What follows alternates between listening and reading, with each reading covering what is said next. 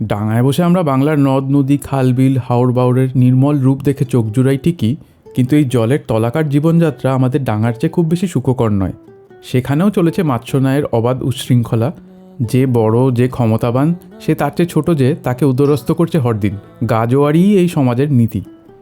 বাঙালি মাছেদের সমাজে সবচেয়ে বড় মাছ বোয়াল, চিতল আর যাদের খিদে এমন রাক্ষসে যে তা বন্ধু, আত্মীয়, স্বজাতীয়দেরও গ্রাস করে। আর 5টা খারাপ লোকের মতোই বোয়ালের চামড়াটা মোটা, তাই নুনটা অন্তত আধ ঘন্টা খানেক মাখিয়ে রাখলে ভেতর পর্যন্ত ভালো ঢোকে। 600 গ্রাম মাছ নিয়েছি, তাতে মোটামুটি 1.5 চায়ের চামচ লবণ আর 1 চায়ের চামচ হলুদ মাখিয়ে রেখে দেবো। মাছ ভাজার জন্য কড়াই চড়া আঁচে বসিয়ে তাঁতিয়ে নেবে। কড়া গরম হলে দেখবে একটা ধাতব গন্ধ পাবে, তখন ভাজার তেলটা দিয়ে আঁচ কমিয়ে দেবে। কড়াই গরম না হলে তেল দিলে মাছ আটকে যাবেই। মাছগুলোকে পাত করে সাজিয়ে মাঝারি আঁচে ভাজছি। অনেক বাড়িতেই বোয়াল মাছ কিন্তু একেবারেই ভাজা হয় না, যার যেমন খেয়ে অভ্যাস।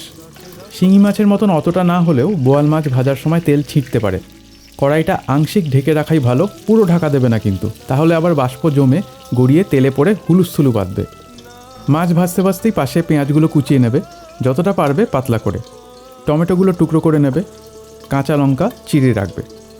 ঝাল কম খেলে গোটা রাখতে পারো, অথবা কাঁচা লঙ্কা একটু কমিয়ে দিয়ে। পেঁয়াজ রসুন দিয়ে এই পাতলা ঝোলটাকে আমাদের বাড়িতে কিন্তু মাছের ঝোলই বলে, কিন্তু খুব সম্ভবত এদেশীয়রা এটাকে মাছের ঝাল বলেন। অবশ্য আমার এই ধারণা যদি ভুল হয় সেটা কমেন্টে জানিও।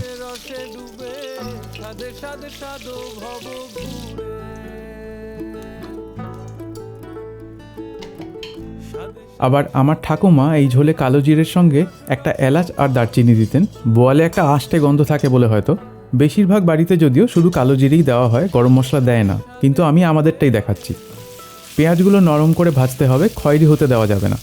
আঁচ একেবারে কমিয়ে ঢাকা দিয়ে সময় লাগবে 10 থেকে 12 মিনিট। রসুন একেবারে মিহি করে না বেটে এইভাবে ছেঁচে দিচ্ছি। খেয়াল করে দেখো, এই ঝোলে কিন্তু কোনো আদা নেই, কেবল পেঁয়াজ আর রসুন। আবার কালিয়ার ভিডিওতে মনে করে দেখো, কোনো রসুন ছিল না, শুধু পেঁয়াজ আর আদা। রসুন না থাকার কারণে কালিয়ার মধ্যে একটা মিষ্টি সুঘ্রাণ আছে। এই ঝোলটার মধ্যে সেই মিঠা ভাবটা নেই, এটা পুরোপুরি নোনতা আর ঝাল ঘেঁষা। অনেক সময় রান্নায় কী কী দেওয়া হচ্ছে তার চেয়ে বেশি তাৎপর্যপূর্ণ হলো কী কী দেওয়া হলো না। টমেটো, নুন আর চিনি দিয়ে দেবে। অল্প চিনি দিলে কিন্তু ঝোলটা মিষ্টি হবে না, বরং নুন আর টকের যে তীক্ষ্ণতা সেটা একটু মোলায়েম হবে। মিনিট 4 টমেটোটা নরম হয়ে আসবে, তখন রসুন আর 2টো কাঁচা লঙ্কা দেবে। হলুদ আর শুকনো লঙ্কা গুঁড়োও দেবে।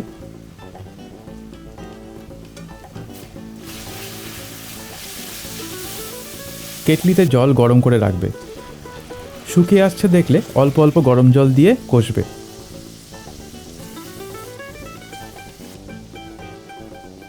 দিচ্ছি 1 চিমটি চালের বা গমের আটা আর বাঙালি গরম মশলা। শাহি গরম মশলা নয় কিন্তু, দুটোর কোনোটাই আবশ্যিক নয়।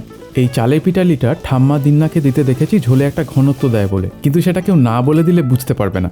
যদি দেখে বোঝা যায় যে আটা দেওয়া হয়েছে, তাহলে বুঝবে অতিরিক্ত দেওয়া হয়ে গেছে। গরম মশলাও আমাদের বাড়িতে দেয়, না চাইলে বাদ দিতে পারো। এর মধ্যে একটা বড় খবর দিয়ে রাখি, বঙ্গিচের মশলাগুলো গত 1 বৈশাখ থেকে ইউরোপেও পাড়ি দিচ্ছে। এখন ইউকে সহ ইউরোপের প্রায় যে কোনো জায়গা থেকে অনলাইন কিনতে পারবে। ভারতের মশলা বানানোর কাজ এখন আমার মা নিজেই সামলাচ্ছেন, আর ইউরোপের মশলা আমরা নিজেরাই বানাচ্ছি খোদ ভাস্কোদার শহর লিসবনে। একদম টাটকা মশলা পৌঁছে যাচ্ছে ইউরোপের বঙ্গিচের বন্ধুদের বাড়ি। রান্নায় ফিরি। 5 মিনিট পর এরকম জ্যামের মতন হয়ে পেঁয়াজটা কড়াই থেকে ছেড়ে আসবে। এবারে মাপ করে ঝোলের জন্য গরম জল দেবে। জলের পরিমাণ ঠিক না হলে ঝোল পাঞ্চে হবে, অথবা খেতে বসে দেখবে মাছ সব ঝোল টেনে নিয়েছে।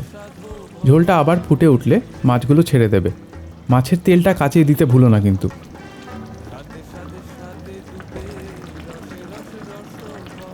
অন্য মাছ 5 মিনিট ফোটালেই চলে, কিন্তু বোয়াল বলে 8-10 মিনিট ফোটাচ্ছি, নয়তো ভেতরে নুন মশলা ঢুকবে না।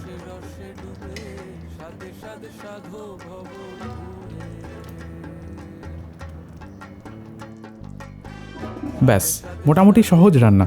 আর সত্যি কথা বলতে চিতল মাছের থেকেও আমার এই বোয়ালের পেটির ঝোল কিন্তু বেশি সুস্বাদু মনে হয়। আর এই বোয়াল মাছের ঝোল তৈরি হওয়ার সঙ্গে সঙ্গেই রান্নাঘরে কে সেই পটের গানের ভবিষ্যৎবাণীটি ফলে গেল। কিন্তু গল্প এখানে শেষ হচ্ছে না, কারণ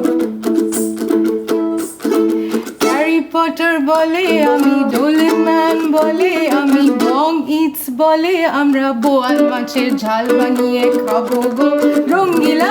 দাঁড়িয়া মাছের বিয়ে করাতে চলো গো রঙ্গিলা, দাঁড়িয়া মাছের বিয়ে করাতে চলো গো রঙ্গিলা, রঙ্গিলা রঙ্গিলা গো রঙ্গিলা।